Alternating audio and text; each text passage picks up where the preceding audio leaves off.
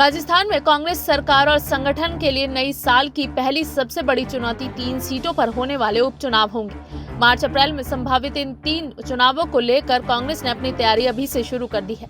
प्रदेश कांग्रेस अध्यक्ष गोविंद सिंह डोटासरा ने इन तीनों विधानसभा सीटों के उपचुनाव के लिए ऑब्जर्वर्स की नियुक्ति कर दी है। 3 मंत्रियों के अलावा अनुभवी नेताओं को भी ऑब्जर्वर बनाया गया है। हालांकि माना जा रहा है कि राजसमंद की सीट को छोड़ दें तो सहाड़ा और सुजानगढ़ में टिकट बंटवारे में परिवारवाद का बोलबाला नजर आ सकता है।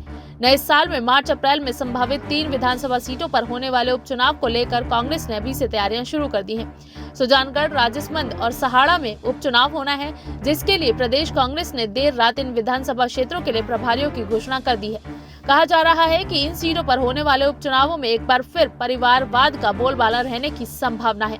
चर्चा है कि सुजानगढ़ कांग्रेस दिवंगत मास्टर भंवर लाल मेघवाल की पत्नी और या फिर पुत्र को चुनाव मैदान में उतारकर मतदाताओं की सहानुभूति बटोर सकती है, तो वहीं सहाड़ा में दिवंगत कैलाश त्रिवेदी के 3 बेटों में से किसी एक को पार्टी का उम्मीदवार बना सकती है। वहीं राजसमंद में किसी अनुभवी चेहरे पर दाव खेल सकती है। चर्चा ये भी है कि तीनों सीटों पर परिवारवाद के अतिरिक्त नए और जिताऊ चेहरों की भी तलाश की जा रही है। दरअसल सुजानगढ़ से कांग्रेस विधायक और कैबिनेट मंत्री मास्टर भंवर लाल मेघवाल, सहाड़ा से कांग्रेस विधायक कैलाश त्रिवेदी और राजसमंद से बीजेपी विधायक किरण माहेश्वरी का निधन होने से इन सीटों पर उपचुनाव हो रहे हैं। इनमें कैलाश त्रिवेदी और किरण माहेश्वरी का कोरोना के चलते निधन हुआ, तो मास्टर भंवर लाल मेघवाल लंबे समय से गुड़गांव के मेदांता अस्पताल में एडमिट थे, जहां लंबी बीमारी के बाद उनका निधन हो गया था।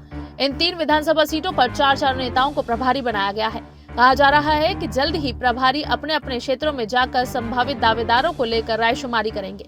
साथ ही स्थानीय नेताओं और कार्यकर्ताओं की बैठक को लेकर अभी से चुनावी तैयारियों में जुटने का आह्वान करेंगे। बताया जाता है कि इस दौरान प्रभारी स्थानीय नेताओं की चुनाव ड्यूटी भी लगाएंगे कि किसको क्या काम करना है।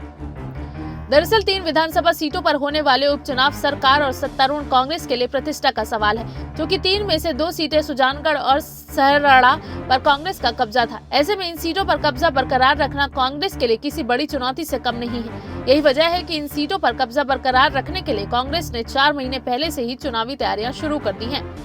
Bureau report SPN9 news.